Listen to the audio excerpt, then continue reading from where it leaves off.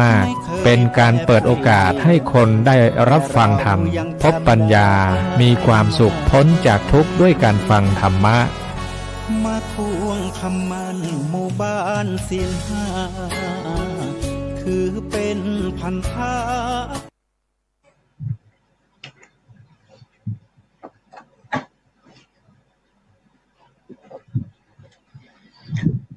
ศีลธรรมนำสุขทุกสมัยเราเป็นไทยเพราะมีธรรมประจำชาติหากไร้ศีลสิ้นธรรมต่ำอำนาจประเทศชาติจะอยู่ได้อย่างไรกันขอกราบขอธรรมสวัสดีกับบรรดาท่านผู้ฟังท่านผู้ชมทุกท่านที่กำลังติดตามช่องธรรมะเป็นทีมทีวีออนไลน์กลุ่มพระสงฆ์อุบาสกอุบาสิการ่วมกันเผยแผ่ธรรมะออนไลน์ไลฟ์สดทาง Facebook ทาง YouTube สถานีวิทยุ FM คืน 104.50 เมกะเฮิรตซ์วัดฝ่ายหินจังหวัดเชียงใหม่พร้อมทั้งภาคีเครือข่ายคลื่นสีขาว8จังหวัดภาคเหนือทั้ง Facebook ก็เป็น Facebook โสพลปริยัติFacebook ก็ครูสุนทรธรรมนิเทศวัดชนาทิพย์เฉลิมจังหวัดสตูล Facebook พระอาจารย์สาธิตธีรปัญโยผู้อำนวยการสถานีวิทยุสถานีธรรมสถาบันธรรมาภิวัตรอำเภอแม่เมาะจังหวัดลำปาง Facebook จอมคำปะโกด้าFacebook วัดบ้านยืนเมืองยอง Facebook พระครูอภิวัฒนาวิกรมวัดปากทางเจริญอำเภอดอยหล่อจังหวัดเชียงใหม่ Facebook ของหลวงปู่เขียววัดพุทธภาวนาเวสเตอร์โรดจากประเทศสวีเดนพร้อมทั้งเครือข่ายคลื่นสีขาวเราชาวประชาซึ่งในค่ำคืนวันนี้ก็เป็นคืนวันศุกร์ที่22เดือนธันวาคมปีพุทธศักราช2566ซึ่งก้าวกระผมอัตมาภาพพระครูโสพลปริยัติเลขานุการคณะกรรมการโครงการหมู่บ้านรักษาศีล5 หนเหนือวัดพระสิงห์วรมหาวิหารก็ได้นำรายการสังฆพัฒนาเพื่อประชาชนบทบาทพระสงฆ์ในยุค New Normal มาพบกับบรรดาท่านผู้ฟังท่านผู้ชมเป็นประจำทุกคืนวันศุกร์ตั้งแต่เวลา 20 นาฬิกาเป็นต้นไปจนถึงเวลาประมาณ 21:30 นาทีซึ่งบรรดาท่านผู้ฟังท่านผู้ชมก็สามารถที่จะให้กำลังใจด้วยการกดติดตามกดไลค์กดแชร์เพื่อเป็นธรรมทานยิ่งแชร์มากก็ได้บุญมากแชร์น้อยก็ได้บุญน้อยไม่แชร์ก็ไม่ได้บุญหรือว่าจะร่วมบริจาคสนับสนุนกับช่องธรรมะเป็นทีมของเราในการเผยแผ่ก็ชื่อบัญชีก็ออมบุญออมธรรมวัดละบาททางธนาคารไทยพาณิชย์เลขที่บัญชีก็145244700-8ชื่อบัญชีก็พระมหาไทยธรรมกิจพระมหาชาญชัยพงษ์ประดิษฐ์แล้วก็ท่านอาจารย์ดร.จตุรงค์จูศรีหรือว่าอีกบัญชีนึงก็เป็นธนาคารไทยพาณิชย์เช่นเดียวกันเลขที่บัญชีก็376327-2ชื่อบัญชีก็พระมหาดวงทิพย์ปริยัตถารีด็อกเตอร์ตามกำลังตามเจตนาซึ่งบรรดาท่านผู้ฟังท่านผู้ชมทุกท่านซึ่งในปัจจุบันนี้ทางช่องธรรมะเป็นทีเรานั้นก็ได้จัดรายการทั้งครบทั้ง7วันทั้ง7วันซึ่งก็ได้ทำ MOU กับคลื่นสีขาวเหล่าชาวประชาเครือข่าย8จังหวัดภาคเหนือทั้งไม่ว่าจะเป็นรายการวันจันทร์ก็จะเป็นรายการคลินิกธรรมทีมงานท่านอาจารย์พระมหาพีรวัตรทิตธรรมโมวัดนอกจังหวัดชลบุรีวันอังคารก็เป็นรายการธรรมบทศึกษาทีมงานของท่านอาจารย์ดร.พระจตุรงค์ชูศรีหรือว่าอาจารย์สุโภ วัดวิเศษการกรุงเทพมหานครวันพุธก็จะเป็นรายการเสียงธรรมแสงทองทีมงานท่านอาจารย์พระครูอภิวัฒนวิกรมเจ้าอาวาสวัดปากทางเจริญผู้อำนวยการสถานีวิทยุ FM 98.75 เมกะเฮิรตซ์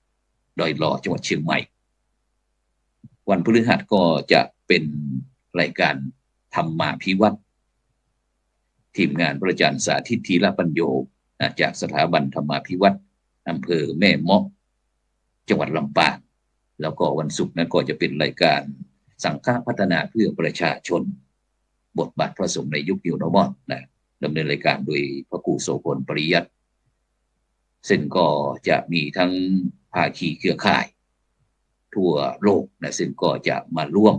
ออกรายการทางช่องธรรมะเป็นทีของเราแล้วก็วันเสาร์ก็จะเป็นรายการพระพุทธศาสนา4แผ่นดิน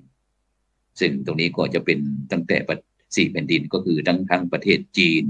ประเทศเมียนมาประเทศลาวแล้วก็ประเทศไทยพูดง่ายๆก็คือตั้งแต่เชียงรุ้งเชียงตุงเชียงทองเชียงรายเชียงใหม่เชียงต่างๆนี่แหละก็จะมาคุยกันสาระธรรมซึ่งวันพรุ่งนี้ก็ในการพุทธศาสนา4แผ่นดินนี้ก็จะได้พูดถึงเรื่องการยกย่องบุคคลสำคัญพระครูบาเจ้าศรีวิชัยซึ่งวันพรุ่งนี้ก็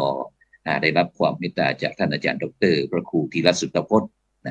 ผู้ช่วยที่การบดีมหาวิทยาลัยมหาจุฬาลงกรณราชวิทยาลัยเขตเชียงใหม่ท่านพระอาจารย์พระครูโกวิทอัฏฐวาทีดร.รองผู้อำนวยการวิทยาลัยสงฆ์มจร.ลำพูนแล้วก็ท่านอาจารย์ดร.ดิเลกอินจันทร์จากมหาวิทยาลัยราชภัฏเชียงใหม่ก็จะมาพูดถึงเรื่องโครงการที่ทางจังหวัดเชียงใหม่ของเราได้มีโครงการที่จะยกย่องบุคคลสำคัญของโลกก็คือครูบาเจ้าศรีวิชัยนักบุญแห่งล้านนาไทยของเราวันพรุ่งนี้แล้วก็วันอาทิตย์ก็จะเป็นรายการเห็นธรรมเห็นเราเห็นธรรมซึ่งอาทิตย์นี้ก็ได้รับความเมตตาจากท่านอาจารย์พระมหากิตติการอภิปุญโญหลวงพ่อเจ้าคณะอำเภอภูซางจังหวัดพะเยาซึ่งก็จะมาคุยเรื่องการธรรมยตรา2แผ่นดินระหว่างประเทศไทยแล้วก็ประเทศลาวฉะนั้นก็รายการดีๆของเราก็เต็มเอียดตลอดทั้ง7วันฉะนั้นก็บรรดาท่านผู้ฟังท่านผู้ชมก็สามารถที่จะช่วยบอกต่อกันไปซึ่งตอนนี้เราก็มีการส่งลิงก์ของ YouTube ทั้ง Facebook ทั้ง LINE ซึ่งบรรดาท่านผู้ฟังท่านผู้ชมก็ที่ได้รับ LINE ของเราแล้วก็ส่งลิงก์เข้าไปส่งลิงก์เข้ากลุ่ม LINE เพื่อที่จะได้พบกับสิ่งดีๆใหม่ๆซึ่งโดยเฉพาะในวันนี้เราก็จะได้นำพี่น้องโดยเฉพาะประเทศไทยของเราบรรดาท่านผู้ฟังทั้งหลายกลัวที่จะมาเป็นประเทศไทยนั้นก็จะต้องมีหลายสิ่งหลายอย่างที่มารวมกันโดยเฉพาะกลุ่มชาติพันธุ์ต่างๆซึ่งรายการของเราก็พยายามที่จะส่งเสริมสนับสนุนให้รักษาไว้ซึ่งอัตลักษณ์ของพี่น้องแต่กลุ่มชาติพันธุ์กันฉะนั้นก็เป็นบทบาทหน้าที่ของพี่น้องกลุ่มชาติพันธุ์ต่างๆโดยเฉพาะที่มาออกรายการของเราก็มีทั้งกลุ่มพี่น้อง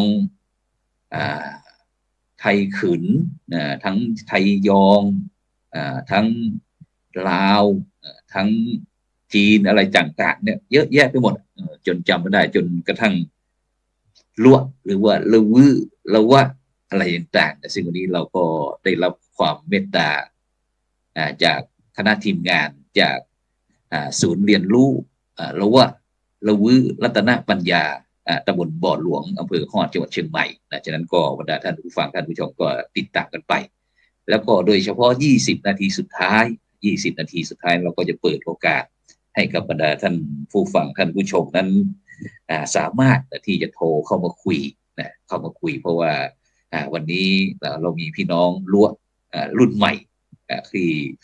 ใส่ใจในการอนุรักษ์จารีตประเพณีวัฒนธรรมของพี่น้องรั้วซึ่ง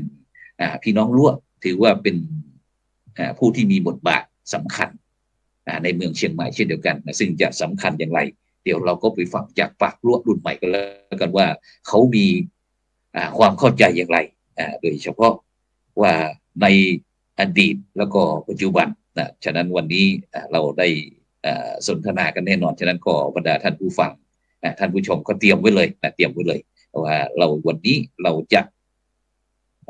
สอบถามพี่น้องลวดอย่างไรดีนะเพราะว่าวันนี้เรานำเวทีเด็กดอยขวางวัฒนธรรมละวื้อครั้งที่7เพราะเขาจัดมา7 ปีแล้วนะฉะนั้นก็ทางรายการเราก็มีความยินดีอย่างยิ่งนะแต่ก่อนที่เราจะไปที่ผู้ร่วมรายการของเรานะก็อยากจะประชาสัมพันธ์เกี่ยวกับโครงการสักนิดหนึ่งโครงการสักนิดหนึ่งซึ่งเราก็จะเพราะว่านอกจากที่จะมีพี่น้องชาวล้วในการที่จะเผยแผ่อนุรักษ์รักษาจารีตประเพณีวัฒนธรรมแล้วนะเราก็ยังมีพี่น้องกลุ่มอีกหลายกลุ่มนะหรือว่าจะเป็นปากาเกยอหรือว่ากะเหรี่ยงนะซึ่งตรงนี้นี่ก็ได้รับความเมตตาจากพระเดชคุณหลวงพ่อพระพรหมเสนาบดีนะเจ้าคณะภาค7พร้อมทั้งคณะพระธรรมจาริกมูลนิธิบูรณะพุทธมูลนิธิธรรมะกลุ่มดอยองค์การพุทธศาสนิกสัมพันธ์แห่งโลกมหาวิทยาลัยพุทธศาสนาโลกสำนักงานพุทธศาสนาแห่งชาติและก็กรมการศาสนากระทรวงวัฒนธรรมนะก็นี่ก็โดยการนำของท่านอาจารย์ดร.พระอรุณเมธีวุฒิพัฒโธพร้อมทั้งคณะพระธรรมจาริกและก็ได้นำลูกพระลูกเนนได้เดินขึ้นดอยไปตามทั้งจังหวัดตากจังหวัดเชียงใหม่จังหวัดแม่ฮ่องสอนนี่ก็เป็นอาหารที่สำคัญเขาบอกว่ามะขามป้อมพี่น้องกับชาวล้วจะมีความเกี่ยวพันเกี่ยวกับมะขามป้อมหรือเปล่านะซึ่งก็มีหลายท่านผู้รู้บอกว่ามะขามป้อมนี้เป็นยาที่ป้องกันมะเร็งนี่ก็เป็นอีกจุดหนึ่งนะนี่ก็เป็นช่วงระยะเดินทางนะที่คณะพระธรรมจาริกของเรานั้นได้ประกาศพระพุทธศาสนานะตามสถานที่ต่างๆนะทั้งกลุ่มชาติพันธุ์ต่างๆนะทั้งจังหวัดแม่ฮ่องสอนเชียงใหม่แล้วก็แม่ฮ่องสอนตากแล้วก็มาที่เชียงใหม่นะเชียงใหม่นี่ก็สุดท้ายนะมาที่วัดพระธรรมจาริกตุงติงนะอำเภออมก๋อยจังหวัดเชียงใหม่นะซึ่งก็ตั้งแต่วันที่20ธันวาคมนะซึ่งก็ได้มาพำนักนะที่วัดแม่ตุงติงนะซึ่งก็มีเจ้าภาพนะมีเจ้าภาพนี่ก็คือคุณโยมแคอวยคุณโยมช้างอวยลักษกุลไพนี่ครอบครัวพร้อมทั้งครอบครัวแล้วก็คุณโยมอูเฮถนอมคีรีแล้วก็คุณโยมเกลือโอยนะประภัยมาลีนะพร้อมทั้งครอบครัวนั้นก็ได้ถวายที่สร้างวัดนะสร้างวัดเรียกว่าวัดพระธรรมจาริกตุงติงนะตำบลอมก๋อยอำเภออมก๋อยจังหวัดเชียงใหม่นะซึ่งนี่ก็คือภาพของผู้ที่เป็นเจ้าภาพถวายที่ดินยกที่ดินสร้างวัดซึ่งในปัจจุบันนี้ก็คงจะยากเช่นเดียวกันนะนี่คือเจ้าภาพอะไรต่างๆนะแล้วก็ได้มีการแสดงตนเป็นพุทธมามกะซึ่งโดยเฉพาะวันนี้นะตั้งแต่เช้านะพระธรรมจาริกนั้นก็นะได้ทำวัดเช้านะเจริญพุทธมนต์แล้วก็ได้รับอาหารบิณฑบาตหลังจากนั้นก็มีการลงทะเบียนรับเลขตาม4กลุ่มแถวที่ทางกำหนดนี่ก็เป็นอาหารยอดฮิต เป็นก๋วยเตี๋ยวนะมีเจ้าภาพเช่นเดียวกันเจ้าภาพแล้วก็มีนักร้องเอิ้นขวัญวรัญญาแห่งค่ายแกมมิโกนะก็ไปเมตตาเดินทางไปร่วมขับกล่อมเสียงเพลงให้พี่น้องบนดอยที่วัดพระธรรมจาริกแม่ตุงติ่ง หลังจากนั้นก็พระเดชพระคุณหลวงพ่อพระพรหมเสนาบดีกรรมการมหาเถรสมาคมก็ได้เป็นพิธีแสดงตนเป็นพุทธมามกะ300 ครอบครัวบรรดาท่านผู้ฟังทั้งหลายนี่ก็เป็นกิจกรรมที่เราจะได้นำแล้วนอกจากนั้นก็ยังมีคุณโยมพันลบไทยอาลีประธานองค์การพุทธศาสนิกสัมพันธ์โลกแล้วก็อธิการบดีมหาวิทยาลัยพระพุทธศาสนาแห่งโลกซึ่งก็ได้ไปร่วมกิจกรรมฉะนั้นก็ตอนนี้นอกจากนั้นก็ยังมีการแจกเข้าสิ่งของต่างๆให้กับพี่น้องที่วัดพระธรรมจริกแม่ตุ่มติ่งฉะนั้นก็คงอีกหน่อยก็คงจะเป็นสถานที่ท่องเที่ยวอีกแห่งหนึ่งของอำเภออมก๋อยจังหวัดเชียงใหม่ของเราฉะนั้นก็ในนามของช่องธรรมะเป็นทีมพร้อมทั้งบรรดาท่านผู้ฟังท่านผู้ชมทุกท่านก็ขออนุโมทนากับคุณโยมแค่อวยรักษกุลไผ่พร้อมครอบครัวคุณโยมอูแฮถนอมคีรีพร้อมทั้งครอบครัวที่ได้สร้างบุญสร้างกุศลไว้ในพระพุทธศาสนาของเราฉะนั้นก็ในการธรรมะเป็นทีมของเราก็ขอเอากองบุญกองกุศลอย่างนี้มาประกาศให้กับบรรดาท่านผู้ฟังท่านผู้ชมนั้นได้ร่วมอนุโมทนาเพราะว่าเราก็ขอเป็นส่วนหนึ่งในการส่งเสริมให้คนเราทำความดีฉะนั้นบรรดาท่านผู้ฟังตอนนี้เราจะเปิดเสียงไม่ได้เสียงเดี๋ยวติดแป๊บ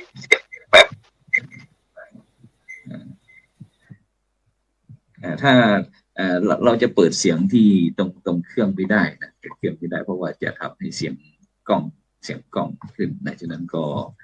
ต้องขอบคุณอนุโมทนากับบรรดาท่านผู้ฟัง20 นาทีสุดท้าย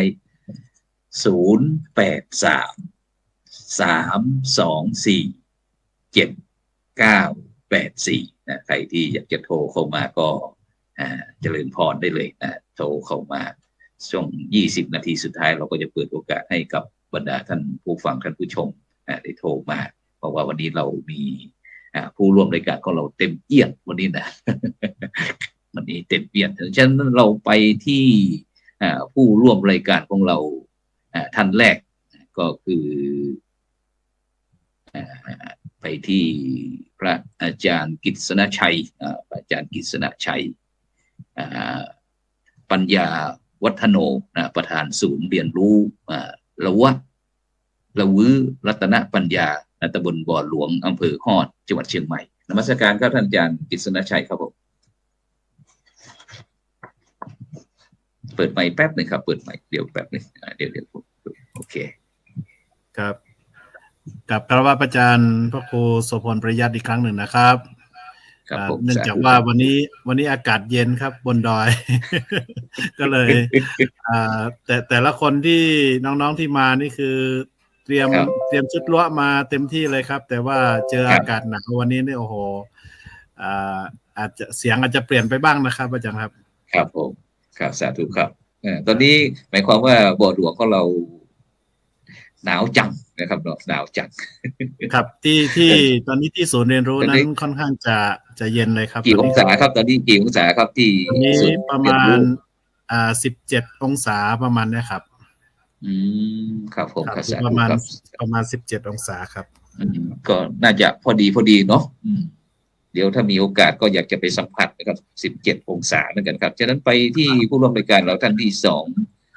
นางสาวอนงโปธิมอยนะครับคณะกรรมการศูนย์เรียนรู้ละวะรัตนปัญญาบ่อหลวงอำเภอฮอดจังหวัดเชียงใหม่เจริญพรอนงเปิดไมค์นิดโอเคปิดเดี๋ยวปิดเสียงตรงที่หน้าจอด้วยโอ โอเคไม่ใช่ไม่ใช่ปิดใหม่จะทำยังไงดีครับตอนนี้เสียงมันจะกล้องไปเลยโอเคเบานิดหน่อยก็ได้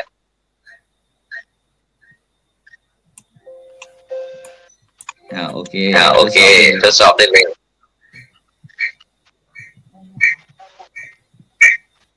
คุยได้เลยลูกท่านผู้ฟังตรง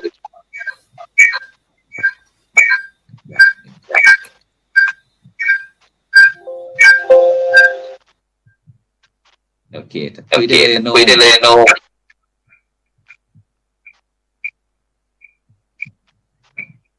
เสียงไม่ออกลูก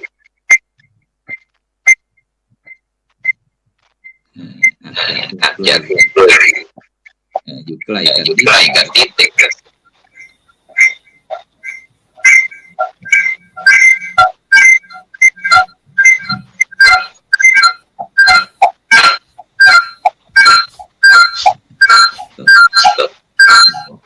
ในลงปรับหนึ่งลงขยับสัก5 วาลง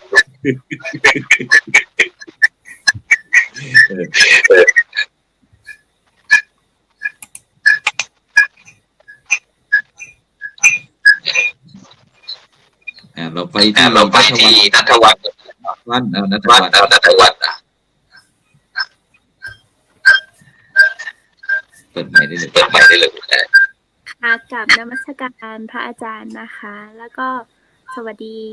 แฟนรายการทุกท่านเลยค่ะแนะนำตัวหน่อย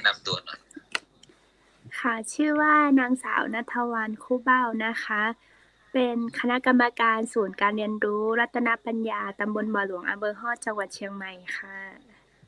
สาธุไปที่ท่านต่อไปเลยไปที่นิธิตาจูแหวนคณะกรรมการของเราอีกท่านหนึ่งเจริญพรเสียงหายไปไหนลูกเสียงหายเสียงของ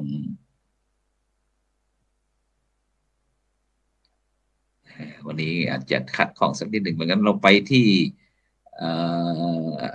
อนงก่อนให้ที่นิธิตาปรับแป๊บหนึ่ง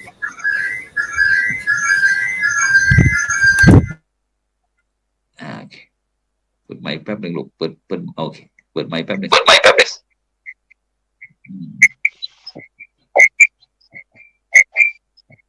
ถอดให้อนงเสียงไม่ออก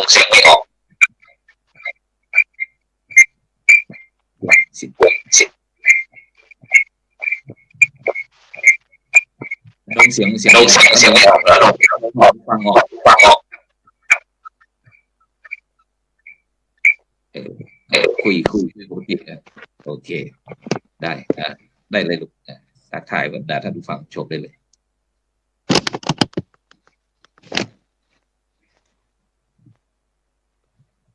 ค่ะท่านอาจารย์คะได้เลยโอเคได้เลยกราบนมัสการท่านพระครูนะคะกราบนมัสการท่านพระครูแล้วก็ขอสวัสดีท่านผู้ฟังทั่วโลกเลยนะคะแล้วก็หนูค่ะนางสาวอนงโพธิมอยเป็นคณะกรรมการของศูนย์ละวะรัตนปัญญาตำบลบ่อหลวงอำเภอฮอดจังหวัดเชียงใหม่ค่ะสาธุเราไปที่นิติตาอีกทีหนึ่งที่จะเปิดไมค์เลยลูกทักทายบรรดาท่านผู้ฟังท่านผู้ชมหน่อยนมัสการพระอาจารย์ค่ะแล้วขอสวัสดีนะคะแฟนรายการทั่วโลกเลยนะคะดิฉันนางสาวนิธิตาจูแวนค่ะเป็นคณะกรรมการของศูนย์เรียนรู้รัตนปัญญานะคะบ้านบ่อหลวงตำบลบ่อหลวงอำเภอฮอดจังหวัดเชียงใหม่ค่ะสาธุทีนี้เราจะไปที่ท่านพระอาจารย์กิตติสนชัยปัญญาวัฒโนครับอาจารย์ครับเ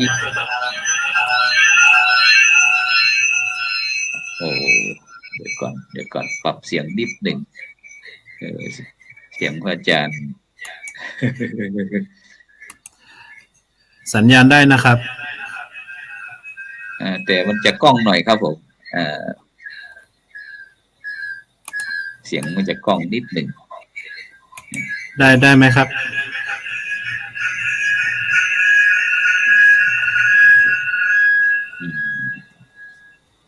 ครับอาจารย์ครับโอเคครับได้ครับผมตอนนี้ได้ละโอเคครับผมก็วันนี้ถือโอกาสนะครับมาสนทนาเรื่องของงานของทางศูนย์ด้วยแล้วก็ในความเป็นมาของกลุ่มชาติพันธุ์รั้วเราด้วยนะครับซึ่งก็อย่างที่ได้พูดคุยในเบื้องต้นก่อนหน้านี้ว่ารั้วหรือว่าละเวะหรือว่าละวะเลเวะอย่างนี้นะครับก็เป็นกลุ่มที่เราเรียกชื่อในกลุ่มของชาติพันธุ์เรานะครับแต่ว่าในของบ่อหลวงเรานั้นเราจะเรียกตัวเองว่าละเวะนะครับเป็นละเวะแล้วก็กลุ่มชาติพันธุ์นี้ซึ่งถือว่าอาศัยอยู่ในกลุ่มของทางภาคเหนือทั้งเชียงใหม่ลำปางน่านแพร่พะเยาตลอดจนถึงทางเชียงตุงของพม่าด้วยซึ่งก็มีการกระจายตัวในเขตทางภาคกลางอีกหลายที่นะครับส่วนรอบบ่อหลวงเรานั้นเนี่ยที่ทางกระผมแล้วก็ทางทีมงานอยู่ซึ่งถือว่าเป็นกลุ่มรั้วที่อยู่ในทางลุ่มน้ำแจ่มนะครับแล้วก็สอดคล้องกับการให้การของชาวบ้านแล้วก็ทางผู้เฒ่าผู้แก่ในหลายครั้งที่ว่าละเวะเรานั้นถือว่ามีความรู้ความชำนาญในหลายด้านอย่างเมื่อก่อนนะครับแต่ว่ารวบบ่อหลวงเรานั้นเนี่ยคือก่อนที่จะมาตั้งที่ในเขตตำบลบ่อหลวงซึ่งเราเคยอาศัยอยู่ที่ทางบ้านแม่โถมาก่อนนะครับแล้วก็ย้ายจากแม่โถมาตั้งรกรากอยู่ที่บ่อหลวงแล้วก็ในเขตบ่อหลวงนั้นเนี่ยคือจะครอบคลุมไปถึงเขตตำบลบ่อสลีในปัจจุบันนี้ด้วยครับและนี่คือมันเป็นมาของรั้วบ่อหลวงในเบื้องต้นก่อนแล้วก็ในส่วนภาคอื่นๆนั้นเนี่ยเดี๋ยวค่อยสนทนากันในเวทีตรงนี้ครับครับผมครับซึ่งถ้าเราพูดถึงพี่น้องรั้วเนี่ยที่อาจารย์กฤษณชัยได้พูดถึงบรรดาท่านผู้ฟังท่านผู้ชมปีนี้รู้สึกว่าจัดเป็นปีเราจัดงานกี่ปีแล้วครับอาจารย์ครับของทางศูนย์เรียนรู้ละวะรัตนปัญญานี้นะครับเพิ่งที่จะเริ่มต้นก่อร่างสร้างตัวตั้งแต่เดือนกุมภาพันธ์ที่ผ่านมาแต่ว่าก่อนหน้านั้นเนี่ยทางกลุ่มก็เป็นชมรมส่งเสริมการศึกษาวัฒนธรรมละเวะตำบลบ่อหลวงมาก่อนครับแล้วก็ทำงานในพื้นที่มาหลายปีจนกระทั่งมีการสร้างองค์คุณหลวงวิลังคะองค์ใหม่เกิดขึ้นแล้วก็พื้นที่ทางชมรมก็ตามมานะครับหลังจากที่เราก่อตั้งชมรมเป็นที่เรียบร้อยก็มีความคิดต่อว่าน่าจะขยายพื้นที่ให้กว้างกว่านี้แล้วก็บทบาทการทำงานในพื้นที่นั้นเนี่ยให้มากกว่านี้ผมเลยมีความคิดต่อยอดว่าก็ตามหาพื้นที่สักที่หนึ่งที่อยู่ในเขตตำบลเรานี่แหละครับจนกระทั่งได้พื้นที่ของทางญาติพี่น้องเดียวกันแล้วก็พัฒนาพื้นที่ให้เกิดเป็นศูนย์เรียนรู้ขึ้นมาเพื่อที่จะต่อยอดในด้านอื่นๆที่จะถาวรแล้วก็มั่นคงกว่านี้ครับ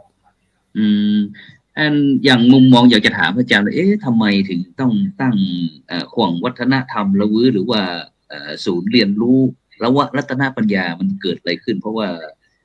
ความจริงนี้ถ้าพูดถึงพี่น้องชาวรั้วนี่ก็ถือว่าเป็นกลุ่มชาติพันธุ์ที่มีความสำคัญนะครับในความสำคัญโดยเฉพาะเรามีคุณหลวงวิลังคะนะครับซึ่งถือว่าเป็นศูนย์รวมใจของพี่น้องชาวรั้วนะครับเป็นอย่างยิ่งนะครับฉะนั้นในฐานะที่เป็นคนรุ่นใหม่เรามองเห็นอะไรครับในยุคเราถึงตั้งศูนย์การเรียนรู้ละวะรัตนปัญญาหรือว่าเราเห็นข้อดีข้อเสียอะไรต่างหรือว่าเราเห็นว่าพี่น้องรั้วของเรารุ่นปัจจุบันจะไม่ค่อยรู้จัก นี่หรือเปล่าครับหรือว่าพวกเราเห็นอย่างไรครับเห็นอะไรที่พวกเรามองเห็นครับที่คณะกรรมการเรามองเห็นคือเบื้องต้นก็ขอกลับเรียนพระอาจารย์ก่อนนะครับว่าเมื่อก่อนนั้นเนี่ยเราเติบโตมาจากการทำงานด้วยตัวเราเองหมายถึงว่าความชื่นชอบในงานที่เป็นเชิงวัฒนธรรมในพื้นที่ที่บ้านเกิดของเรานะครับอาจารย์ครับแล้วทีนี้เนี่ยเมื่อออกไปข้างนอกแล้วไปช่วยภารกิจต่างๆจากข้างนอกมาพอวันหนึ่งนั้นเนี่ยเราก็กลับมาคิดถึงบ้านเกิดเราอีกว่าสิ่งที่เราเป็นอยู่ตัวเราเองที่เป็นอยู่น่าจะเกิดประโยชน์กับชุมชนที่เราอยู่แล้วทีนี้เนี่ยมาคิดอีกอย่างหนึ่งว่าวัฒนธรรมดั้งเดิมหรือว่าสิ่งที่กำลังเป็นรั้วอยู่ในปัจจุบันนั้นเนี่ยค่อนข้างที่จะเลือนลางลงไปในพื้นที่ดังกล่าวไม่ว่าจะเป็นการแต่งกายการพูดภาษาครับหลายด้านเลยคือโดนเขาเรียกว่าโดนแทรกจากวัฒนธรรมใหม่เข้ามาแล้วเด็กๆก็อาจจะไม่ค่อยพูดภาษารั้วนะครับก็เลยมีการคุยกันหลายรอบว่าน่าจะทำงานให้เป็นจริงเป็นจังในพื้นที่เหมือนกับเราสร้างฐานนะครับอาจารย์ครับถ้าเกิดว่าเราไม่มีฐานเราก็ไม่สามารถที่จะไปคุยกับใครได้อย่างเต็มปากเต็มคำครับพอมีฐานเรียนรู้ตรงนี้มีศูนย์เรียนรู้ตรงนี้เนี่ยเราก็สามารถที่จะไปคุยกับคนอื่นได้แล้วก็ทำให้เป็นรูปธรรมขึ้นมาแล้วก็การฟื้นฟูไม่ว่าจะเป็นการแต่งกายขนบธรรมเนียมประเพณีแล้วก็จารีตต่างๆในพื้นที่แม้แต่ของเก่าแก่ที่เป็นเครื่องมือการเกษตรหรืออะไรก็ตามที่ชาวบ้านมองว่าอาจจะมีเครื่องมือใหม่ๆเข้ามาทดแทนแต่บางทีเขาไปแขวนอยู่ที่บ้านเขาเนี่ยอาจจะไม่มีคุณค่าเพราะฉะนั้นเนี่ยผมก็เลยรวบรวมสิ่งเหล่านี้ครับมาไว้ที่ศูนย์ครับเพื่อที่จะให้คน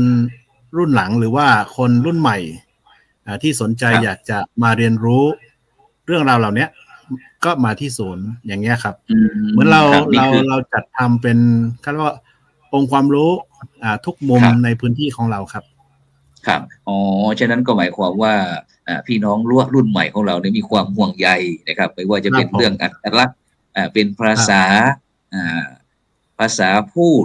ภาษาเขียนการแต่งกายหรือว่าวัฒนธรรมของรั้วนี่กลัวจะสูญหายถูกกลืนกินไปใช่ไหมครับฉะนั้นเราก็เลยตั้งไงศูนย์การเรียนรู้หรือว่าเลยเกิดศูนย์ตรงนี้ขึ้นมานะครับครับแล้วพระอาจารย์ไปคุยกับพี่น้องรั้วยังไงเบื้องต้นเลยนี่คือเราทำงานในพื้นที่ในด้านของด้านสาธารณกุศลนะครับอาจารย์ครับครับผมไม่ว่าจะเป็นการช่วยเหลือกิจกรรมต่างๆในชุมชนแล้วก็จัดเขาเรียกว่ากองบุญมอบลงศพให้กับผู้ยากไร้กับพี่น้องเราบนดอยแล้วก็มีกิจกรรมอะไรต่างแล้วก็เข้ามาช่วยเหลืองานบุญงานกุศลอะไรต่างอย่างนี้นะครับจนกระทั่งพอเขาเห็นว่าส่วนใหญ่เขาเรียกว่าตุ๊กกุ้งนะครับเพราะเขาเห็นว่าตุ๊กกุ้งเริ่มที่จะทำงานด้านนี้เขาก็มีการสนับสนุนนะครับในเรื่องของคำพูดในเรื่องของการช่วยเหลือในเรื่องของสิ่งของแล้วก็คำแนะนำต่างๆครับแล้วก็เราก็เอาสิ่งอย่างนั้นอาจารย์ห่วงเรื่องภาษาภาษานี้อย่างภาษาล้วของเรานี้มีทั้งภาษาพูดแล้วก็ภาษาเขียนไหมภาษาเขียนนี่คือต้องกลับเรียนพระอาจารย์ว่ารั้วเราเนี่ยก็เป็นน่าจะเป็นชาติพันธุ์เดียวนะครับที่ไม่มีภาษาเขียนนะครับครับอย่างเช่นพี่น้องกะเหรี่ยงพี่น้องปากกยอก็มีแต่ภาษาพูดนี่คือทุกวันใช้ปกติครับผมอยู่บนดอยนี่ก็ใช้ทุกวันครับอ๋อถ้าสมมติอาจารย์ลองใช้ภาษาล้วเชิญชวนบรรดาท่านผู้ฟังท่านผู้ชมเนี่ย มาติดตามรายการมาชมรายการเราสักหน่อย ได้ครับผม ก็เป็นรั้วแบบบ้านบ่อหลวงเนาะเพราะว่า ครับผม รั้วเหล่านี้ก็จะมีหลากหลายพื้นที่สำเนียงคำพูด อาจจะมีความคล้ายคลึงกัน หรือว่าบางพื้นที่ก็จะฟังและเข้าใจบางพื้นที่พอคุยกันไปคุยมาก็ไม่เข้าใจละเพราะฉะนั้นเนี่ยผมก็เลยขออนุญาตใช้ภาษาที่เป็นภาษาที่เราใช้กันในพื้นที่ตำบลบ่อหลวงครับผมอะไรแม้สังไงไม่กำฮอแม่ประสตูละเวอไกลโอกาสปะออกปฏิรายการยาอาจารย์พระครูโสพลน่ะกำฮอมูลเวอปองบะอักก็ไกลอยู่กับปีรอบประวัติปีรอบประเนียนอีแม่บังมาต่อไปละเวอมวยละเป็นไกลโอกาสไกลกำลังปะเรือไห้กำมาสำปองประโยชน์ใหญ่กับสมวนประเดี๋ยวมวยละเวอต้องไกลติยางเนาะก็คือต้องไกลอภามปืนเรืออภามบ่ปองประโยชน์ใหญ่อยู่กับหมวนปืนเตี้ยอภามบ่ยุบใหญ่เตี้ยตามหอเพราะฉะนั้นเนี่ยก็แม้โอกาสจะมูลเวอเราก็ออกแต่รายการอาจารย์น่ะปอแอปปูละเวอต่างปองบ้านเนียนปองบ้านวัดเนี่ยก็ปอมาติดตามรายการอาจารย์นะประเดี๋ยวครับผมโอเค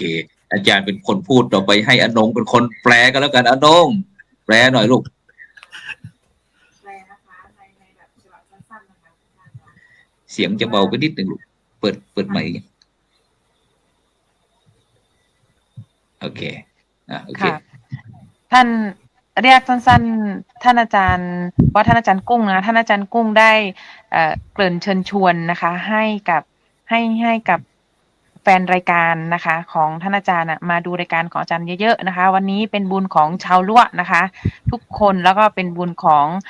ชาวโลกที่ได้มีรายการดีๆอย่างของท่านอาจารย์นะคะเชิญชวนชาวล้วแล้วก็ทุกคนนะคะเข้ามาร่วมดูรายการของอาจารย์นะคะแล้วก็เป็นหนึ่งรายการที่มีคุณภาพนะคะที่จะในวันนี้เราได้มีโอกาสได้เข้ามาร่วมรายการกับอาจารย์นะคะแล้วก็ชาวล้วนะคะก็ได้มีโอกาสดีมากๆวันนี้นะคะชาวล้วคนไหนนะคะที่แอบซ่อนตัวอยู่นะคะแล้วก็เราทุกคนนะคะมีพละกำลังมีความสามารถนะคะล้วจากที่ไหนนะคะทุกที่นะคะก็เชิญชวนมาดูรายการของอาจารย์นะคะแล้วท่านอาจารย์ฝากข้อคิดให้นิดนึงค่ะตอนท้ายนะคะท่านบอกว่าล้วจะทำสิ่งไหนก็ได้นะคะขอให้คิดใหญ่ใจใหญ่นะคะถ้าคิดใหญ่การงานที่ได้นะคะความสำเร็จที่ได้ก็ยิ่งใหญ่นะคะถ้าคิดเล็กคิดน้อยนะคะก็ไม่มีความสำเร็จให้คนล้วได้เห็นนะคะวันนี้ถือเป็นโอกาสอันดีที่ได้ร่วมรายการกับอาจารย์ค่ะขอเชิญชวนทุกคนนะคะเข้ามาร่วมชมรายการของอาจารย์นะคะอันนี้คือที่ท่านกุ้งนะคะได้เกริ่นมาตะกี้ค่ะหนูแปลเป็นภาษาไทยแบบนี้สั้นๆค่ะสาธุทิติดาเธอฟังออกไหมลูกโอเคนิติดาฟังออกหรือเปล่าฟังออกค่ะเสียงจะเบาไปนิดหนึ่งลูกนะครับเดี๋ยวแป๊บหนึ่งนิติดาคุยเป็นยังไงบ้างวันนี้เรามาออกอากาศนิติดาเสียงลูกเสียงมันจะเสียงหายของนิติดาเสียงทำไมหายเสียงไม่ดังเลยลูก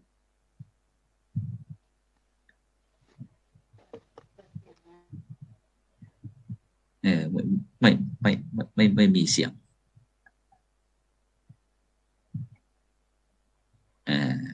เดี๋ยวนิติตา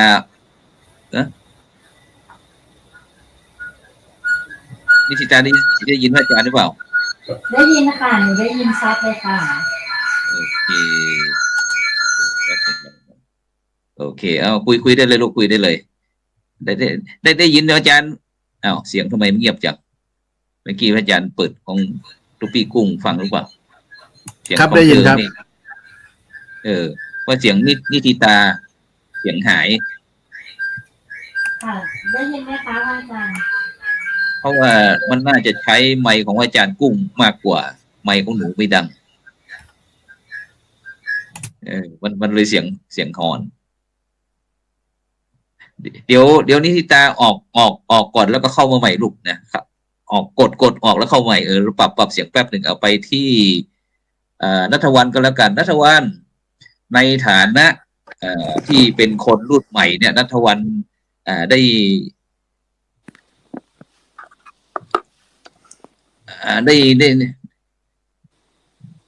เทส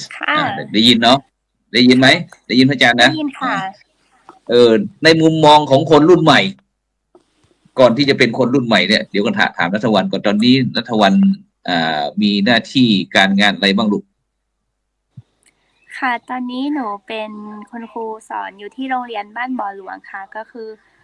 หมู่บ้านในชุมชนของเราที่เป็นรั้วเนี่ยค่ะเป็นชุมชนรั้วเลยค่ะชื่อโรงเรียนอะไรลูกโรงเรียนบ้านบ่อหลวงค่ะแล้วเวลาหนูเป็นคุณครูรุ่นใหม่นั้นหนูใช้ภาษารั้วสอนลูกๆเด็กๆนักเรียนบ้างไหมลูกมีค่ะมันจะมีวิชาเกี่ยวกับวัฒนธรรมรั้วค่ะเป็นเกี่ยวกับหลักสูตรท้องถิ่นค่ะที่จะเป็นชั่วโมงสอนให้นักเรียนเรียนรู้เกี่ยวกับภาษารั้วแล้วก็มีบ้านวัฒนธรรมรั้วเกี่ยวกับบางครั้งรั้วเรามีประเพณีอะไรบ้างค่ะแล้วก็มีอาหารอะไรบ้างให้นักเรียนได้เรียนรู้ค่ะแล้วคุณครูเคยทำอาหารให้เด็กๆกินบ้างไหมเคยค่ะอะไรอาหารสุดยอดที่หนูทำให้นักเรียนกินเนี่ยหนูจะทำเป็นขนมค่ะจะเป็นข้าวแคบค่ะข้าวแคบค่ะถ้าเป็นภาษารั้วจะเรียกว่าข้าวเขียบค่ะข้าวเขียบค่ะจะคล้ายๆเหมือนข้าวเกียบคล้ายกับข้าวเกียบข้าวแคบ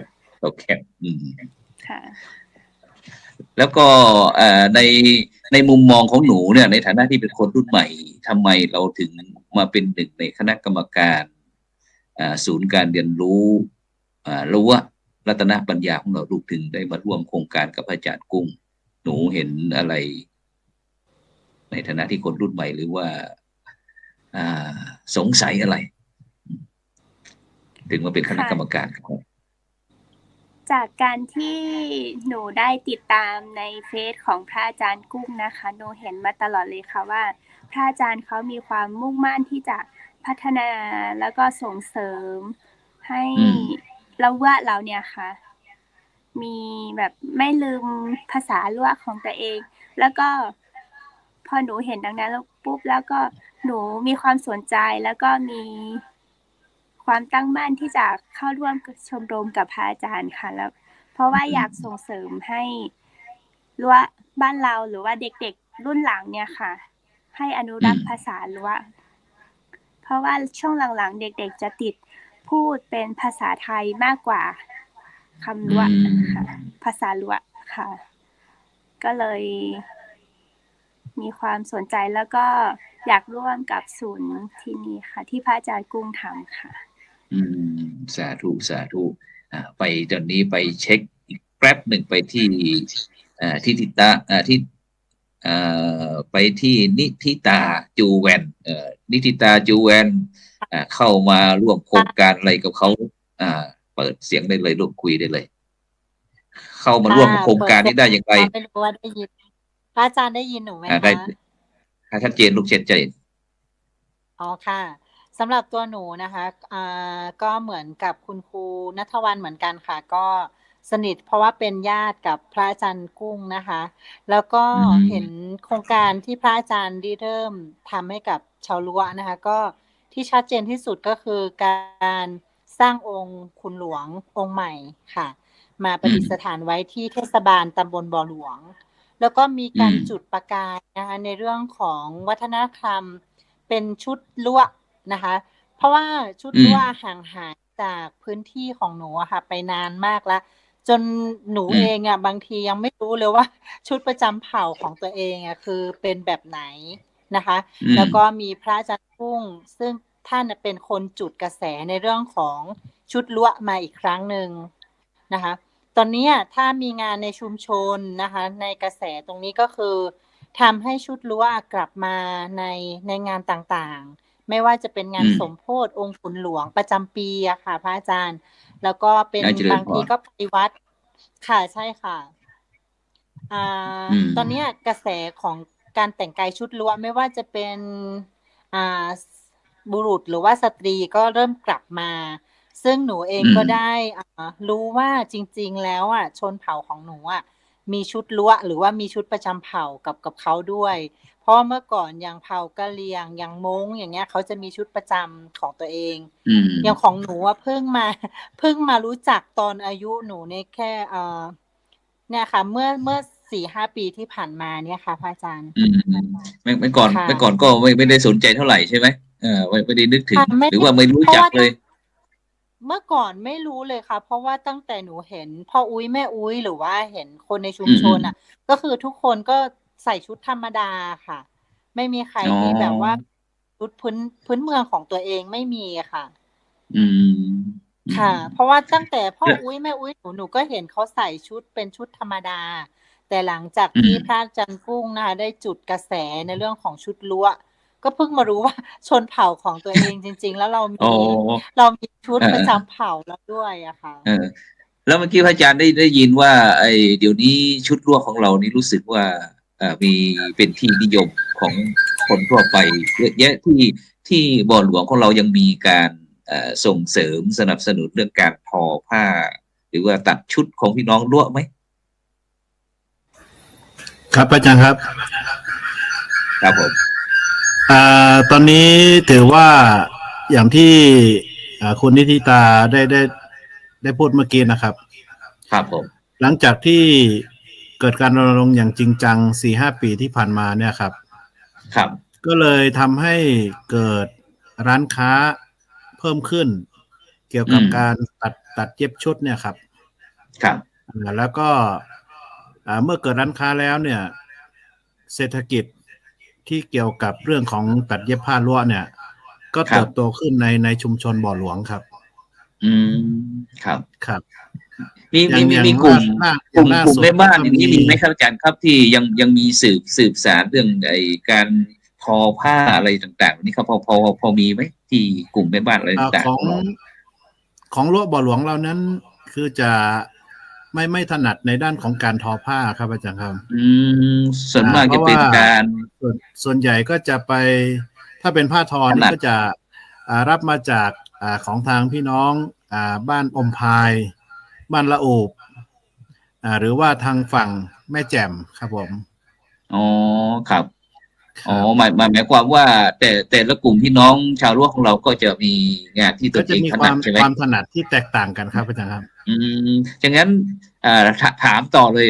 บ่อหลวงของเราเนี่ยถนัดอะไรพี่น้องล้วของเราถนัดอะไรที่บ่อหลวงเรานั้นเนี่ยก็จะในอดีตเลยนะครับก็จะถนัดในเรื่องของการตีเหล็กครับอาจารย์ครับครับผมก็จะไปเขาเรียกว่ามีบ่อถลุงเหล็กอยู่ที่บ้านแม่โถปัจจุบันครับทุก3 ปีเนี่ยก็จะมีการไปบวงสรวงไปเลี้ยงครับที่บ่อเหล็กที่แม่โถนะครับครับแล้วก็ทุกวันนี้ในชุมชนก็ยังมีอยู่ประมาณ2-3 จุดที่ยังตีเหล็กอยู่ครับแล้วก็เกิดการพัฒนาขึ้นโดยใช้เครื่องมือที่ทันสมัยขึ้นเข้ามาใช้กับการทำมีดหรือว่าทำเครื่องใช้ไม้สอยต่างๆนะครับครับผมตรงนี้ครับอันนี้ก็จะเป็นรูปครับเครื่องมือครับตรงนี้เป็นเครื่องมือเครื่องตีเหล็กที่พี่น้องชาวบ่อหลวงของเราได้สืบทอดจากบรรพบุรุษบรรพชนนะครับอันนี้ก็จะใช้เครื่องมือทันสมัยขึ้นมาอีกนิดหนึ่งครับอาจารย์ครับครับฉะนั้นแต่ตอนนี้ทุกวันนี้เรายังมีการถลุงเหล็กหรือว่ามีการที่ตีมีดตีอะไรที่ออกเป็นสินค้าประจำหมู่บ้านไหมครับอาจารย์ที่บ่อหลวงของเราเนื่องจากว่ายุคสมัยที่เข้ามา เปลี่ยนผ่านนะครับ การถลุงเหล็กนั้นก็หมดไปนานมากเลยครับอาจารย์ครับ แล้วก็ทุกวันนี้การตีการใช้ในชุมชนก็ยังมีอยู่บ้างแต่ไม่มากนะครับเพราะว่าโดยส่วนใหญ่แล้วมีดที่ผ่านการใช้เครื่องมือทันสมัยนี่ก็จะมีการรับเหล็กจากที่อื่นแล้วก็มาพัฒนาเพื่อที่จะให้เหมือนกับมีดล้วที่ใช้กันสืบรุ่นต่อรุ่นนะครับครับฉะนั้นอาจารย์บอกว่าตอนนี้ถลุงเหล็กนั้นของเรานั้นก็ไม่ได้มีการขุดบ่อเหล็กครับไม่ได้มีการขุดเอาขึ้นมาถลุงนะครับเพราะฉะนั้นก็ปัจจุบันนี้การเทคโนโลยีอะไรต่างๆก็คงจะสะดวกมากยิ่งขึ้นอาจจะไปรับเหล็กอะไรจากที่อื่นมานะครับมาทำมาตีเหล็กบ้างก็ยังมีแต่ช่างตีเหล็กยังมีอยู่นะครับอาจารย์เนาะช่างตีเหล็กยังมีอยู่ครับแล้วก็รูปแบบนั้นก็ยังคงเดิมเขาเรียกว่ามีดเราเคยใช้ยังไงก็รูปแบบก็อาจจะคงเดิมไว้บ้างอะไรอย่างเงี้ยครับเหมือนกับที่ญาติโยมเคยใช้มาครับครับฉะนั้นก็นี่ก็การอนุรักษ์เรื่องภูมิปัญญาทีนี้เรายังผู้หญิงทีนี้เรื่องอาหารการกินละถ้าไปทางอนงอาหารการกินอย่างของพี่น้องลวกหรือว่าละวื้อของเราเนี่ยดั้งเดิมเนี่ยถ้าอาหารสุดโปรดของพี่น้องลวกของเราเนี่ยอะไรอนงถ้าจะเป็นขนมก็ต้องเป็นขนมปาดค่ะท่านอาจารย์ขนมปาดภาษาลวกว่ายังไงขนมปาดขนมปาดขนมปาดก็ขนมปาดทับศัพท์เหมือนกันเป็นแล้วก็เป็นถ้าเป็นอาหารก็จะเป็นข้าวเบื่อค่ะข้าวเบื่อข้าวเบื่อนี่ข้าวเบื่อข้าวเบื่อค่ะข้าวเบื่อเขาทำอย่างไรคุยฟังหน่อยก็ง่ายๆเลยก็คือเหมือนแกงอ่อมไก่แกงอ่อมหมูแล้วก็ใส่ข้าวเข้าไปค่ะแบบนั้นรสชาติจะเป็นแบบนั้นค่ะแต่ถ้ามันกินที่ศูนย์แล้วข้าวนี้เราใช้ข้าวเหนียวหรือข้าวเจ้าดอยค่ะข้าวเจ้าเมืองข้าวหอมมะลิทำไม่ได้ค่ะท่านอาจารย์มันไม่อร่อยค่ะ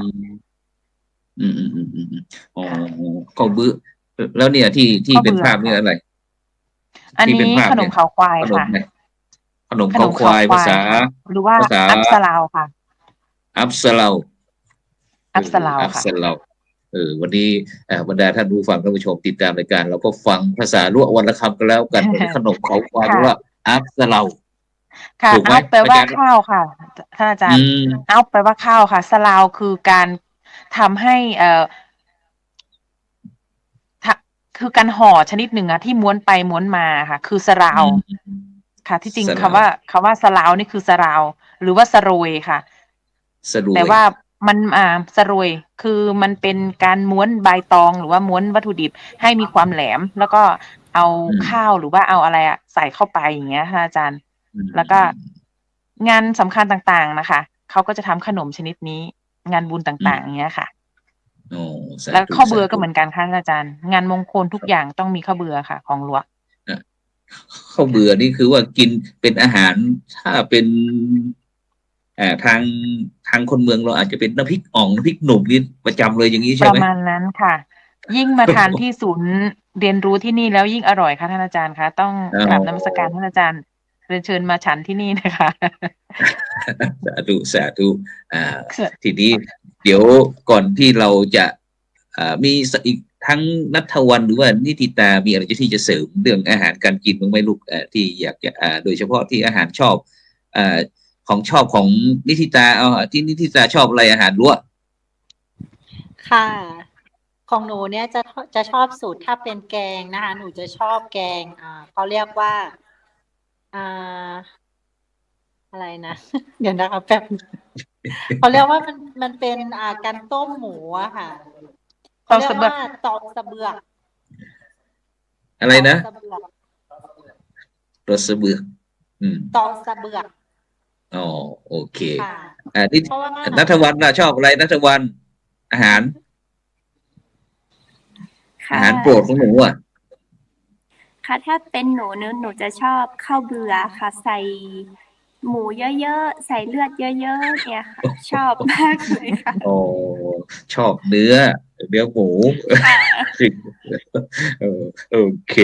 แล้วก็เรื่องการแต่งตัวเอาผู้หญิงแล้วเราช่วยกันแล้วกันว่าเรื่องการแต่งตัวเอ่ในปัจจุบันเนี่ยถ้ายุคสมัยก่อนนั้นก็อาจจะเทคโนโลยีอาจจะไม่ทันสมัยแต่ในปัจจุบันเนี่ยรู้สึกพวกหนูทั้งสามผู้ร่วมรายการของเราทั้งสามท่านนี่แหละเป็นห่วงบ้างไหมเรื่องอัตลักษณ์ของความเป็นลวกในการแต่งกายรูปทั้งอนงอัตวันนิติตาทั้ง3 ท่าน3 คนนั่นแหละมีความคิดเห็นอย่างไรผู้หญิงนี่ต้องแต่งตัวโดยเฉพาะในปัจจุบันเราเห็นเรากลัวความเป็นลวกหายไหมในอดีตพวกเราก็กลัวเหมือนกันนะคะท่านอาจารย์ แต่ว่าพอท่านอาจารย์พุ่งจุดประกาย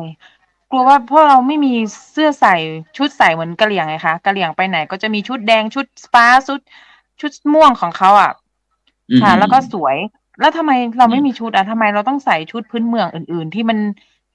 เป็นสิ้นตีนจกทำไมเราต้องใส่แบบนี้แต่พอท่านอาจารย์กุ้งจุดประกายงานคุณหลวงครั้งนั้นที่เราสร้างองค์หลวงองค์ใหม่ปรากฏว่าเกิดปรากฏการณ์ใหม่เลยค่ะทุกคนที่มาในงานแต่งชุดลวกกันหมดเลยเป็นพันชีวิตที่ใส่ชุดลวกค่ะ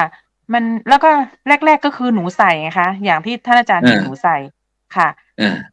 หนูใส่ครบองค์เลยแล้วก็แรกๆก็เขินอยู่นะคะอาจารย์แต่พอเราใส่กันเยอะมันสวยมากค่ะเดี๋ยวก่อนเขินหนูอนงบอกว่าเขินนี่หมา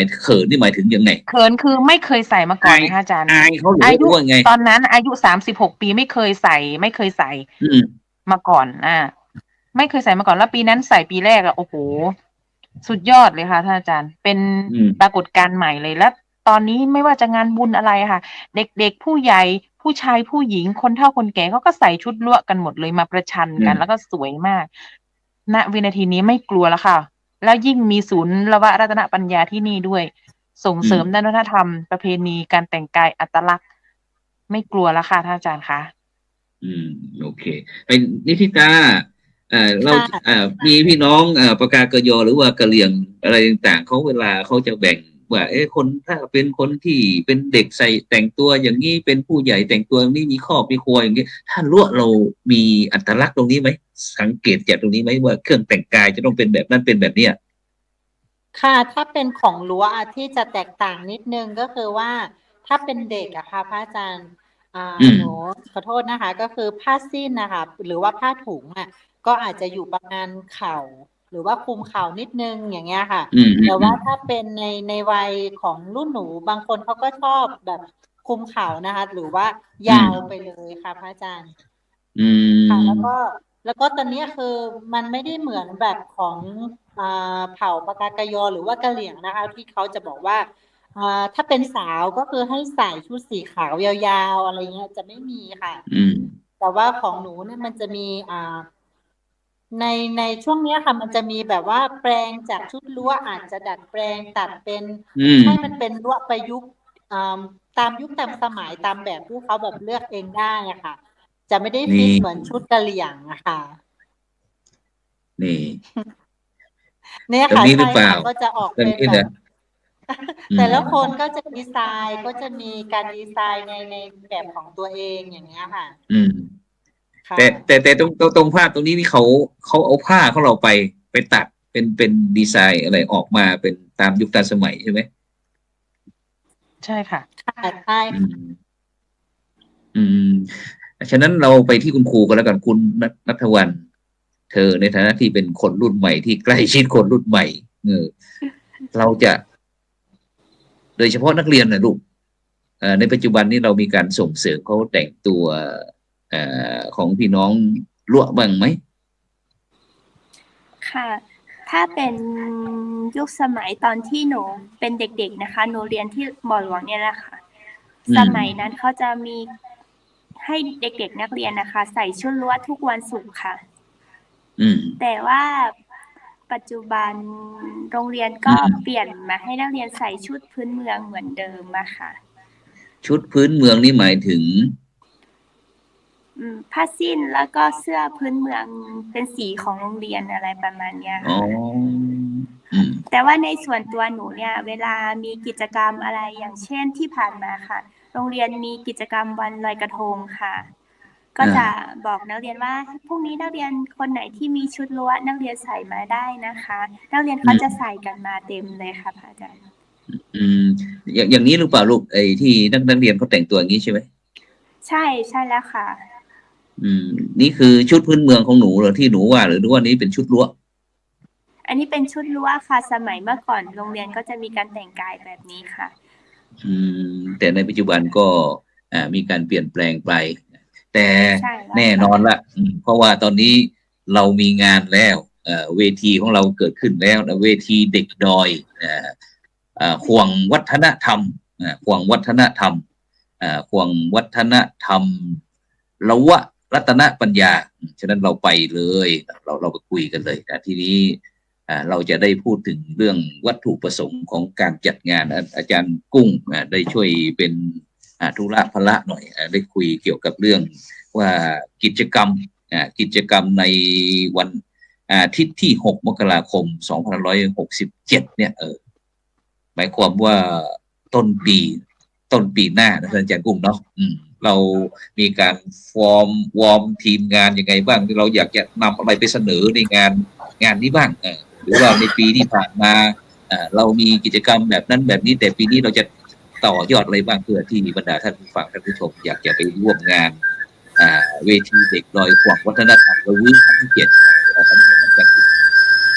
ครับครับขออนุญาตกลับเรียนพระอาจารย์แล้วก็เจริญพรท่านผู้ฟังจากตรงนี้นะครับว่า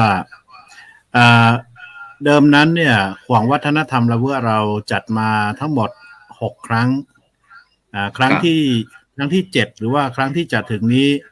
ก็จะเป็นครั้งที่7นะครับแล้วทีนี้เนี่ยในส่วนของวัตถุประสงค์หลักๆเลยก็คือว่าเป็นการสืบทอดนะครับวัฒนธรรมอันดีงามของท้องถิ่นแล้วก็ต่อมาก็คืออยากจะให้เด็กเยาวชนในท้องถิ่นนั้นเนี่ยได้มีโอกาสในการมาเรียนรู้ฐานต่างๆครับอาจารย์ครับ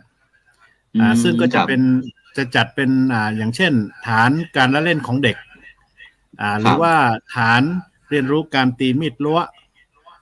ฐานประเพณีเดือน4 เพ็งบนดอยบ่อหลวงแล้วก็ฐานอาหารชาติพันธุ์อย่างเงี้ยครับซึ่งเด็กเหล่านี้ก็จะไม่มีการบังคับมานะครับแต่ว่าให้สมัครทางออนไลน์ครับแล้วก็ผู้ปกครองที่อยากจะส่งเด็กมาร่วมกิจกรรมกับเราหรือว่าตัวเด็กเองอยากจะมาร่วมกิจกรรมกับเราเนี่ยเขาจะมาด้วยความเต็มใจ 100%ตอนนี้ผมก็รับสมัครอยู่ที่200 คนครับแล้วก็ผู้สมัครตอนนี้ก็อยู่ที่จำนวน139 คนแล้วครับเหลืออีกสัก60 กว่าครับอาจารย์ครับ61 ท่านซึ่งเด็กก็จะมีความตื่นเต้นนะครับอาจารย์ครับในการที่อยากจะมาร่วมกิจกรรมกับเราแล้วก็ในช่วงของภาคบ่ายก็จะมีการจับรางวัลมอบสิ่งของติดไม้ติดมือให้กับเด็กๆและมีการเลี้ยงอาหารเด็กๆที่มาร่วมกิจกรรมกับเราด้วยครับโดยผู้ใหญ่ใจดีจากทั่วทุกสารทิศก็มาช่วยกันครับครับและอีกเรื่องหนึ่งก็คือว่าในครั้งนี้นั้นเป็นประเด็นที่สำคัญที่ทางศูนย์เราทั้งที่กำลังเริ่มตั้งขึ้นใหม่ก็คือว่าทางมูลนิธิพลเอกอาทิตย์กำลังเอกคุณพรสรรกำลังเอกได้เล็งเห็นว่าควรจะสนับสนุนเพื่อที่จะให้ต่อยอดการใส่ชุดลวดเนี่ยให้มากขึ้นในชุมชนเราครับท่านก็เลยได้เป็นเจ้าภาพในการมอบชุดลวดให้กับเด็กๆเบื้องต้นจำนวน50 ชุดก่อนครับในวันงานนี้นะครับครับผมแล้วตอนนี้สมมุติว่าถ้าบรรดาท่านผู้ฟังท่านผู้ชมเรากำลังติดตามเราอยู่เนี่ยที่โดยเฉพาะของรางวัลเนี่ยเกิดอยากจะมีผู้ร่วมบริจาคเนี่ยเราจะบริจาคได้ตรงไหน ต้องกลับเรียนพระอาจารย์แล้วก็เจริญพรญาติโยมที่กำลังฟังอยู่นะครับว่าวัตถุประสงค์หลักก็คือว่าเราอยากจะให้เด็กนั้นเนี่ยได้มาเรียนรู้ในเรื่องของวัฒนธรรมดั้งเดิมของตัวเราเองในชุมชนเราแต่ว่าในส่วนของรางวัลนั้นเนี่ยก็เป็นโดยธรรมชาติของเด็กๆครับอาจารย์ครับพอเราจัดกิจกรรมเราก็อยากจะแบ่งปันให้กับเด็กที่อยู่ในชุมชนและเป็นกำลังใจให้เด็กเขาด้วยครับแล้วก็ญาติโยมก็สามารถที่จะร่วมสนับสนุนเป็นไม่ว่าจะเป็นตุ๊กตาจักรยานหรืออะไรก็แล้วแต่ก็เหมือนคล้ายๆกับกิจกรรมวันเด็กครับอาจารย์ครับครับผมใกล้เคียงกับกิจกรรมวันเด็กเพราะว่าช่วงนั้นเนี่ยก็จะอยู่ในช่วงเทศกาลวันเด็กด้วยครับอาจารย์ครับครับแต่ว่าที่ส่วนนั้นก็จะเน้นให้เด็กว่าใครที่มาร่วมนั้นเนี่ยก็ขอให้เด็กใส่ชุดชาติพันธุ์ไม่ว่าจะเป็นล้วเป็นกะเหรี่ยงเป็นคนเมืองเป็นคนไทยที่อยู่บนดอยก็อยากจะมาร่วมก็ให้เน้นใส่ชุดชาติพันธุ์มาร่วมงานครับผมครับนี่คุณโยมบอกว่าโยมอยากไปเที่ยวจังนี่ครับนี่มาแล้วนี่ครับบอกว่าไปเที่ยวแบบนอนน่ะบ้านชาวบ้านกินข้าวแบบชาวบ้านเลยโยมอยากไปมีหรือเปล่าไม่รู้เนี่ยที่เขาเรียกอะไรที่พักในหมู่บ้านเป็นโฮมสเตย์อะไรเงี้ยมีไว้ที่บ่อหลวงของเราที่บ่อหลวงสำหรับที่พักสำหรับกับชาวบ้านหรือว่าโฮมสเตย์เหมือนที่ทางบ้านละโอบตอนนี้ยังไม่มีครับอาจารย์ครับก็จะมีเป็นที่พักไม่ว่าจะเป็นรีสอร์ทในพื้นที่หรืออะไรก็แล้วแต่แบบนี้ก็เริ่มมีบ้างแล้วครับแต่ว่าในศูนย์ของเราในอนาคตหลังจากที่การระดมทุนสร้างเฮือนรั้วในครั้งนี้นะครับก็จะเปิดโอกาสให้ญาติโยมได้เข้ามาศึกษาได้เข้ามาเขาเรียกว่ามาเห็นของจริงในศูนย์เลยครับใครอยากจะมาพักก็มาพักได้เลยอย่างเงี้ยครับในอนาคตนะครับนี่งั้นเราต้องไปที่นิติตาเพราะว่าได้มีการปรับเพราะนิติตานี้เป็นอุบาสิกาที่ได้นำรถแมคโครไปช่วยในการที่สนับสนุนพระอาจารย์กุ้งในการปรับพื้นที่นิติตานี่เขาถามว่าไปนอนเที่ยวนอนแบบเนี้ยเธอคิดยังไงตอนนี้ในฐานะที่ตอนนี้พี่น้องล้วของเราเนี่ยเริ่มเป็นที่รู้จักกันดีที่นี่เราจะปรับเป็นสถานที่ท่องเที่ยวเป็นอะไรนี่ในฐานะคนรุ่นใหม่เราจะทำอย่างไรดีในอนาคตที่กำลังจะมาถึงเนี่ยค่ะพระอาจารย์ก็ฝากถึงนะคะทุกท่านนะคะที่สนใจอยากจะมาเที่ยวชมบนดอยบ่อหลวงนะคะแล้วก็เที่ยวชมวัฒนธรรมของชาวเผ่าชนล้วนะคะของพวกหนูยังมีแนวคิดนะคะว่าจุดเด่นของชนเผ่าล้วของพวกหนูนะคะก็คือวัฒนธรรมแล้วก็บางท่านนะคะอาจจะก็คือที่มันได้เปรียบที่สุดเลยมาบนดอยบ่อหลวงก็คือในเรื่องของอากาศค่ะพระอาจารย์เพราะว่าอากาศค่อนข้างจะเย็นนะคะตลอดทั้งปีนะคะถ้าใครมาก็อาจจะต้องเตรียมชุดกันหนาวเหมือนเราไปต่างประเทศด้วยนะคะเพราะดูอย่างที่พวกหนูใส่วันนี้ก็คงจะรู้ว่ามันหนาวมากนะคะค่ะก็อีกอย่างหนึ่งนะคะก็คือหนูมีแนวคิดนะคะว่ามันจะเป็นการต่อยอดในเรื่องของธุรกิจในเรื่องของเสื้อผ้าของชนเผ่าค่ะแล้วก็เป็นอุปกรณ์นะคะเพราะว่าบางทีอย่างช้อนนะคะอย่างคนล้วหนูจะมีช้อนอยู่นะคะพระอาจารย์เพราะว่าดั้งเดิมใช่ค่ะก็จะมีช้อนที่เขาทำจากไม้ไผ่ซึ่งพวกนี้ค่ะพ่ออุ้ยแม่อุ้ยหรือว่าคนในชุมชนน่ะก็สามารถที่จะทำขายให้กับนักท่องเที่ยวนะเพราะว่าชนเผ่าล้วค่ะเมื่อก่อนดั้งเดิมเขาก็จะกินข้าวแบบชาวปากกยอหรือว่าชาวกะเหรี่ยงเขาก็จะมีโต๊ะอันใหญ่ๆค่ะพระอาจารย์ค่ะแล้วก็พอมีงานสมมุติว่าบ้านนี้เขาจะมีการเลี้ยงผีบ้านอะไรอย่างเงี้ยก็คือมีแกงอยู่ตรงกลางแล้วก็เอาข้าวนะคะไว้บนถาดก็จะเป็นประเพณีซึ่งในการจัดงานนะคะก็จะได้เสนอทางท่านกุ้งด้วยว่าน่าจะมีแบบเดิมๆค่ะ ราะว่าตอน อืม ที่หนูเด็กๆก็เคยเหมือนกับว่านั่งวงแล้วก็ล้อมกันกินข้าวแล้วก็แย่งกันกินนะมันได้ฟีลแบบสนุกอะค่ะพระอาจารย์ ก็อยากจะมาพรีเซนต์ ถ้าสมมุติว่ามันมีโฮมสเตย์ของชาวล้วนะคะ ถ้าใครมาก็คือแบบ ถ้าแบบรักสะอาดก็อาจจะจัดให้เป็นชุดหนึ่งแต่ว่าถ้าใครมาเป็นกลุ่มหมู่คณะ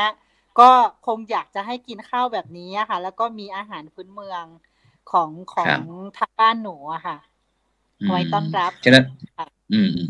ฉะนั้นก็เป็นหน้าที่ของพวกเธอนั่นแหละ ที่จะต้อง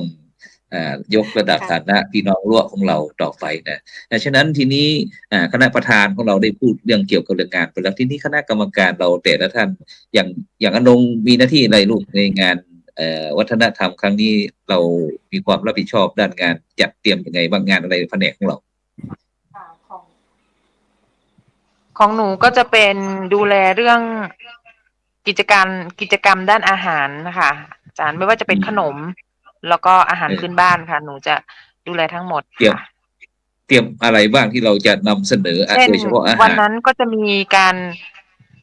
ตำข้าวงาดอยค่ะทำขนมปาด แกงข้าวเบือ การโม่แป้งแบบโบราณนะคะ แล้วก็การทำขนมจ๊อกหรือว่าขนมเทียนค่ะ ถ้าอยากกินทั่วไปก็กินที่อื่นได้ แต่ถ้าอยากกินอาหารลวกที่ดีเลิศต้องมาที่ศูนย์ละวะรัตนปัญญาค่ะอาจารย์ แน่นอนนะ แน่นอนค่ะ ขึ้นชื่อค่ะอาจารย์ฉะนั้นวันนั้นอาหารอย่าขาดตกบกพร่องนะหนูนะเพราะว่าอาจารย์ไม่แน่อาจารย์อาจจะนะอาจจะได้มีโอกาสไปร่วมงานตรงนั้นก็ได้แล้วที่นี้ไปที่คุณครูล่ะคุณครูณัฐวรรณเธอมีหน้าที่อะไรในงานนี้เตรียม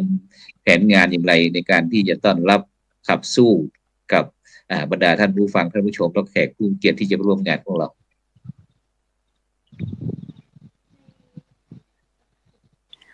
ค่ะ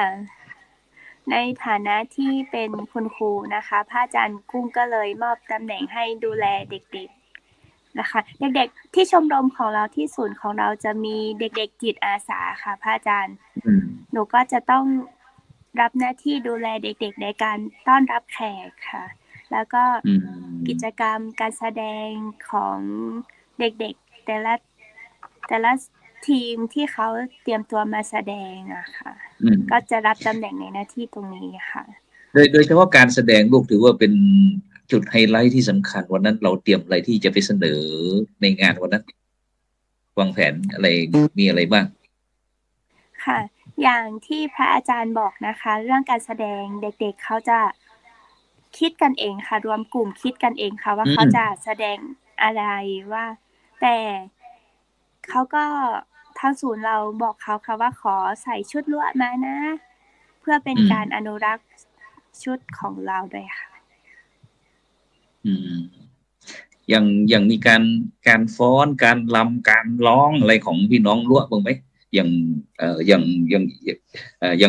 กะเหรี่ยงเนาะหรือว่าปากาเกยออะไรต่างเขาก็จะมีการดนตรีอะไรต่างเนี่ยของเรานี่จะมีอะไรเป็นอัตลักษณ์ในการแสดงลูกค่ะของรั้วเราก็จะมีการฟ้อนเจิงค่ะพระอาจารย์ฟ้อนเจิงคืออะไรฟ้อนเจิงจะเป็นเหมือนกับศิลปะป้องกันตัวของรั้วค่ะจะแสดงถ่ายทอดออกมาในการฟ้อนเจิงค่ะฟ้อนเจิงนี่มีดนตรีประกอบบ้างไหมลูกหรือว่าจะสดเลยหรือว่าเราจะต้องมีดนตรีประกอบอะไรคล้ายกับเหมือนกับมีกองสะบัดชัยอะไรอย่างเงี้ยเขาใช่ค่ะจะมีตีกองด้วยค่ะกองที่กองสะบัดชัยหรือว่ากองมองเซิงกองยาวอะไรหรือเปล่าลูกหรือว่าเป็นเครื่องดนตรีใหญ่ๆเป็นของลวดเราเราจะใช้กองกุเจใช่ไหมคะหรือว่าหนูออกเสียงไม่ถูกกองกุเจอย่างนั้นก็คงจะปิดไว้ก่อนใช่ไหมเรายังไม่อยากจะพูดว่าเราจะมีอะไรมาแสดงอะไรบนเวทีเราต้องการให้บรรดาท่านผู้ฟังท่านผู้ชมมาพิสูจน์ใช่ไหมหนู ใช่ค่ะ โอ้ ถ้าอยากรู้ว่าในงานมีการแสดงอะไรบ้างก็ขอเชิญชวนทุกท่านนะคะ มาเที่ยวงานของเราได้นะคะ ที่ศูนย์รัตนปัญญาค่ะ ในวันที่ 7 ที่จะถึงนี้นะคะ สาธุสาธุเอาไปที่อ่นิธิดาอ่าเธอมีหน้าที่อะไรลูก ค่ะ ในส่วนของหนูนะคะ พระอาจารย์หนูก็จะเป็นหน้าที่ประสานงานเครือข่ายในชุมชนนะคะ ก็อย่างเช่นประสานงานกับผู้นำแล้วก็เครือข่ายอื่นๆนะคะ ที่จะมาร่วมกันในวันนั้นนะคะกลุ่มแรกเลยก็จะเป็นของผู้นำในชุมชนนะคะไม่ว่าจะเป็นเจริญพร นักเมืองค่ะผู้ใหญ่ใจดีในชุมชนต่างๆนะคะแล้วก็เครือข่ายของกลุ่มสตรีระดับตำบลนะคะกลุ่มสตรีระดับหมู่บ้านนะคะแล้วก็ตอนนี้มีพี่ๆใจดีนะคะจากกลุ่มผักดอยโอเคนะคะซึ่งจะมาร่วมกิจกรรมแล้วก็จะเป็นเสาหลักในการให้ความสนุกกับน้องๆในเวทีนะคะในส่วนนี้ก็จะมีทางพี่ๆจากผักดอยโอเคค่ะแล้วก็ในส่วนของหนูจะประสานในเรื่องของส่วนมากก็จะเป็นการประสานงานแล้วก็ดูงานในภาพรวมนะคะแล้วก็จะเป็นการประสานงานกับกลุ่มคณะที่จะมาร่วมงานว่าเขาจะมาช่วยเปิดเป็นบูธในเรื่องของการทำอาหารให้น้องๆอะไรอย่างเงี้ยค่ะก็จะมีภาคีเครือข่ายในชุมชนมาช่วยกันเยอะค่ะโอ้งั้นหมายความว่าตอนนี้งานของเราพร้อมนะทั้งที่งานจะเกิดในต้นปีหน้าแต่พวกเราทีมเวิร์คของเราจากโรงเรียนศูนย์เรียนรู้ละวะรัตนปัญญาตำบลบ่อหลวงอำเภอฮอดจังหวัดเชียงใหม่ของเราแล้วก็จะเตรียมทีมงานแล้วฉะนั้นในเหลือเวลาอีกประมาณสัก6 นาทีท่านใดที่อยากจะได้พูดเชิญชวนหรือว่าได้ให้บรรดาท่านผู้ฟังท่านผู้ชมเราได้รู้จักลวดมากยิ่งขึ้นบอกไหมอยากจะเสริมเติมเต็มตรงไหนบ้างโดยเฉพาะอย่างที่ยังมีโยมบอกว่า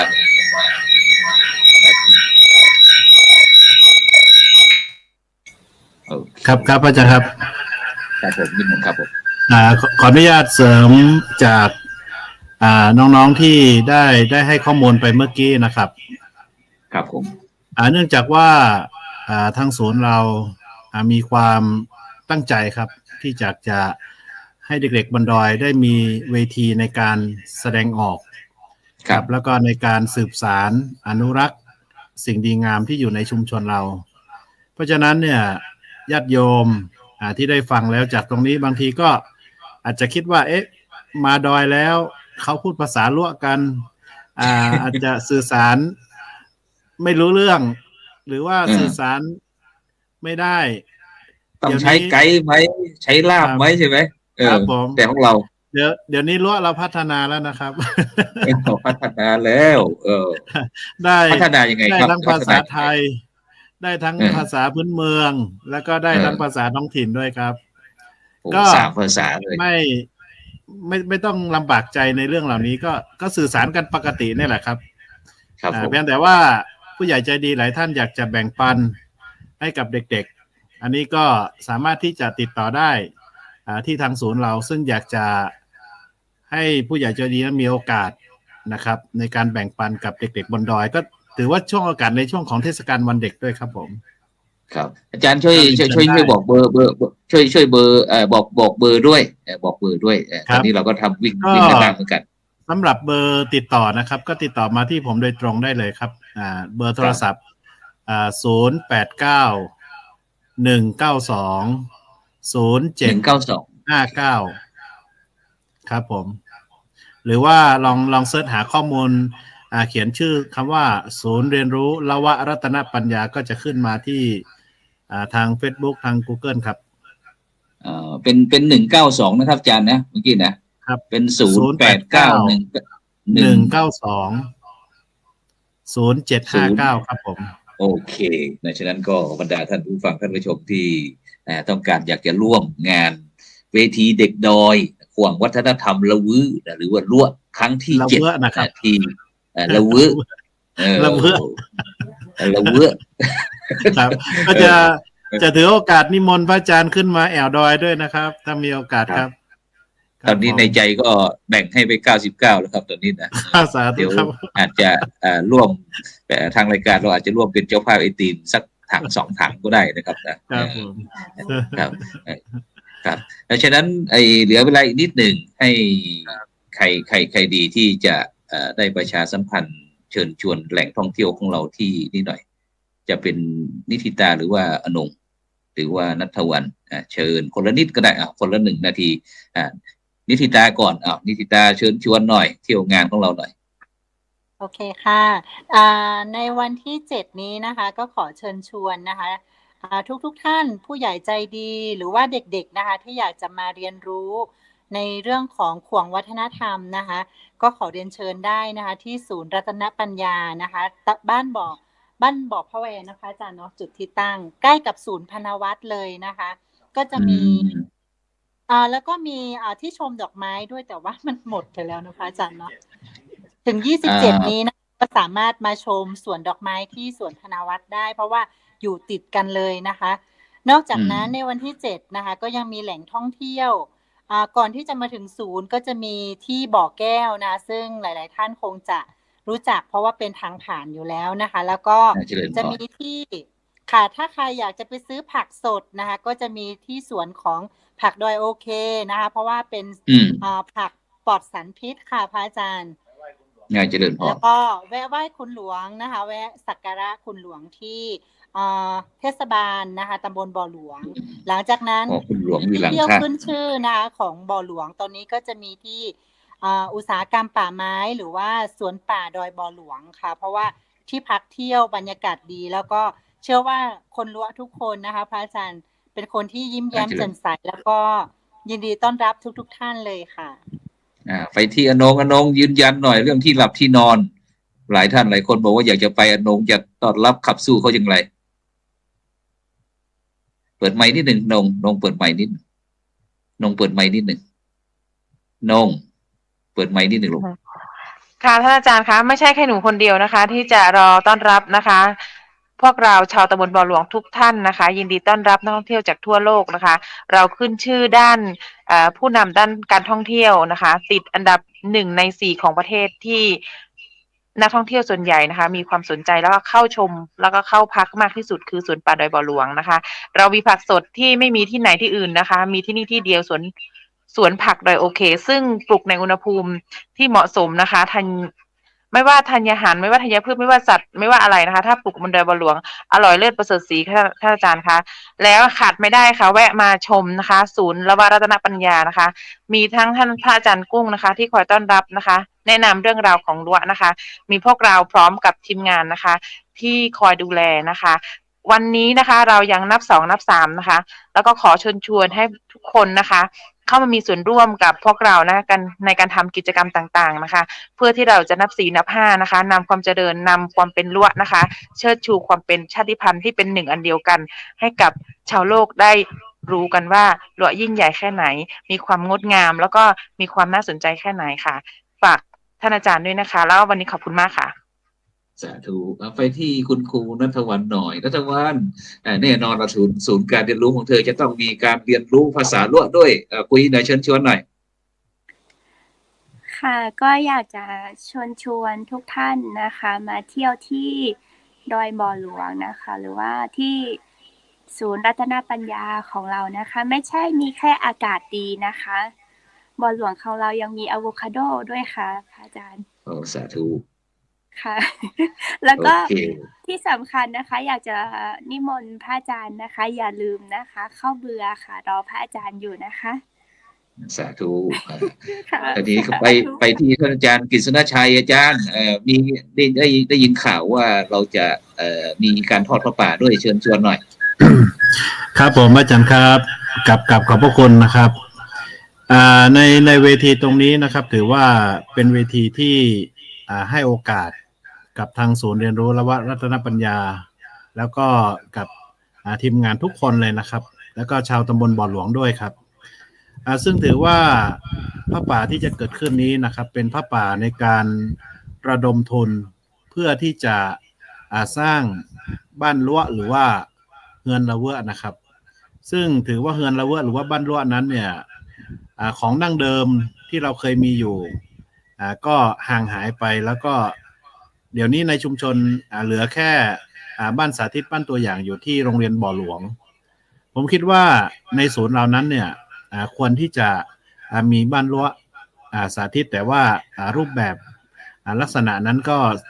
ศึกษามาจากหลายที่ที่เป็นกลุ่มพี่น้องชาติพันธุ์ละเวะเรานะครับ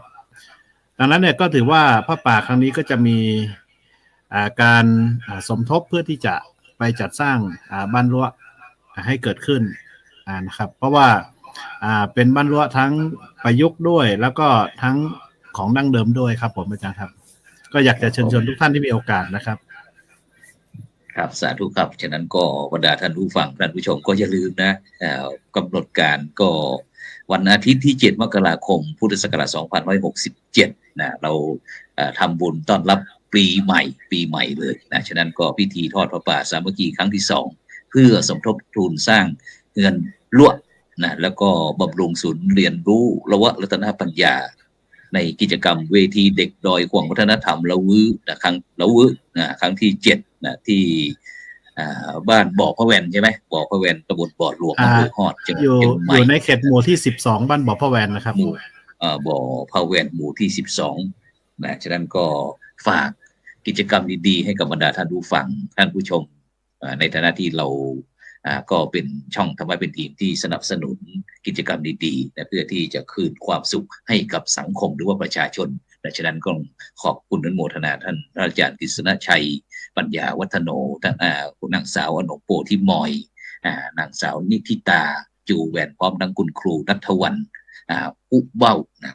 ดังนั้นพร้อมทั้งบรรดาท่านผู้ฟังท่านผู้ชมทุกท่านพอในค่ำคืนนี้เวลาหมดเวลาเสียแล้วจำเป็นที่จะต้องนำรายการสังฆพัฒนาเพื่อประชาชนจากบรรดาท่านผู้ฟังไปก่อนพรุ่งนี้ก็พบกับรายการ